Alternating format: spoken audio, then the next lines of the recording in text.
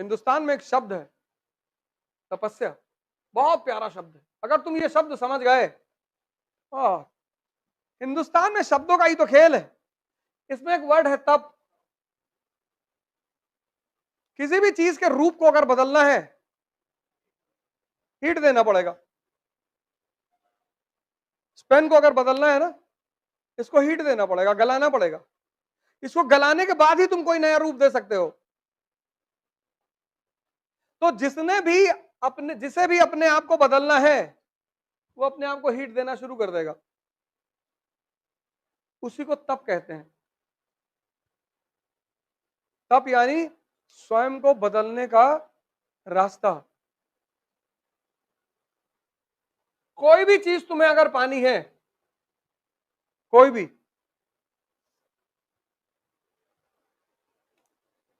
IAS तो बहुत छोटी चीज है।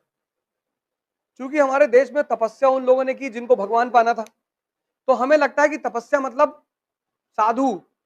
नहीं, जिसको भी किसी बड़ी उपलब्धि को पाना है, उसे टेम्परेचर बर्दाश्त करना पड़ेगा। नहीं, वही फॉर्मूला ही है, और कोई फॉर्मूला ही नहीं। इसलिए तुम चाहे जितनी बड़ी कोचिंग में चले जाओ, चाहे जितना पैसा खर्चा कर दो, अगर तुम खुद को बदलने को तैयार नहीं हो, तो कोई भी कोचिंग तुम्हें सूट नहीं करेगी। तुम्हें कोई कुछ ना बना पाएगा बेवकूफ बनाने के सिवा। जो भी बनोगे वो तुम खुद ही बनोगे। इसलिए जब भी बड़ी बड़ी चढ़ाइयों पे चढ़ने की कोशिश करना, तो एक बात देखना, दर्द हो रहा है कि नहीं। अगर दर्द हो रहा है तो मतलब चढ़ाई चढ़ रहे हो। तुमको अपने आप को बदलना होगा। से तो आईएएस की तैयारी में इतने लोग आते हैं, आधे ज्यादा 70% तो पहले ही निकल जाते हैं। क्योंकि इसका जो पहला चरण है खुद को बदलना, वो बहुत खतरनाक है। इसका पहला चरण ही तो खतरनाक है। अब तुम कॉलेज में, कहां तुम कॉलेज में 8 घंटा पढ़ने के आदी थे। एग्जामिनेशन से पहले 10 क्वेश्चन इंपॉर्टेंट मिल गया, तुम लिखाए।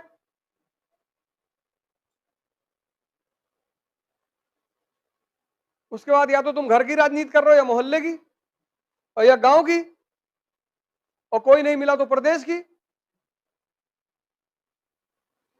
एक फॉर्मूला हमेशा याद रखना है, P = P।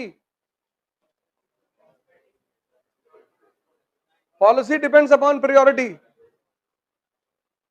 एक साल यार, अगर तुम 14 साल जीवन में आइसोलेट रह लो, तो तुम भगवान बन जाओ। रामचंद्र जी इसी का दो उदाहरण है। तुमसे कौन भगवान बनने के लिए कह रहा है।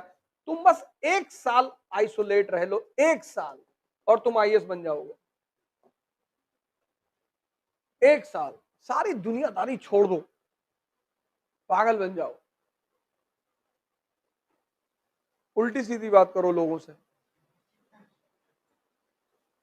लड़कियों को तो और आसान है, बाल खोल के आगे करके ऐसे ऐसे लगी चिल्लाने। लड़कियों के लिए तो बहुत अच्छा है। तुमसे डर के मारे तुम्हारे करीब कोई नहीं आएगा। 2 महीने में एक बार कर दो, डेली मत करना। ना पता लगा डॉक्टर के पास ले जा रहे, इलाज करा रहे, झाड़ फूक का। और माँ बाप को कॉन्फिडेंस में लेके, उनको बता के कि हम ऐसा करने जा रहे हैं, और उसी में जिससे तुम सबसे ज्यादा चिढ़ती हो, उसी को उठा के 2-3 जूता मार दो खींच के। मार डालूंगा, मार डालूंगा। डालूंगी नहीं, मार डालूंगा। मेरा जन्म मध्य प्रदेश में हुआ था। ऐसी कोई कहानी सुना दो, तुमसे वैसे ही लोग दूर रहेंगे। जो ज्यादा बैठ के तुमसे दुनियादारी करे, उससे ऐसे धीरे धीरे आंख चढ़ा के देखना शुरू करो, समझ जाएगी आ रहा है।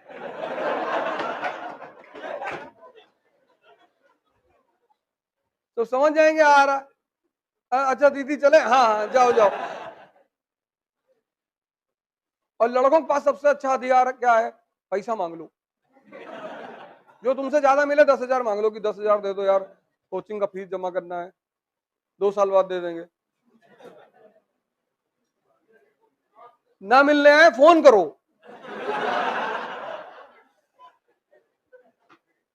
लड़ाई मत करो किसी से। इस दिमाग का अगर तुम इस्तेमाल अपने विकास के लिए नहीं कर सकते तो तुम में और उस जानवर में फर्क ही क्या है? इतना बड़ा लिए घूम रहे हो अहम ब्रह्मास्मि कहते हुए, तो लगाओ ना अपने हित के लिए। कौन मना कर रहा है? गांव में रहते हो, किसी पेड़ के नीचे बैठ के सोचो, पूरी हिस्ट्री कनेक्ट करते हुए चले आओ। और गांव वाले अगर पूछ ले कि काहे यहां दिन भर लेटे रहते हो भैया, तो इस पेड़ पे एक चुड़ैल रहती, बस हमारे सामने आके नाचती है वो। लोग सोचेंगे पगला गया ही। तुम्हारे पिताजी से कहेंगे मना कर रहे थे मत तैयारी करवाओ, तुम मान नहीं रहे थे। और खुश भी हो जाएंगे कि जो आदमी पागल हो गया उसका सिलेक्शन कहां से होगा। सबसे बड़ा मजा दुनिया में पता है क्या? बेवकूफ बनकर रहने का। उससे बड़ा कोई मजा ही नहीं। कि अच्छा भैया ट्रेन कैसे चलती है भैया, और तुम सब जान के जब लोगों से पूछते हो और वो तुम्हें समझाते हैं तो इतना मजा आता है।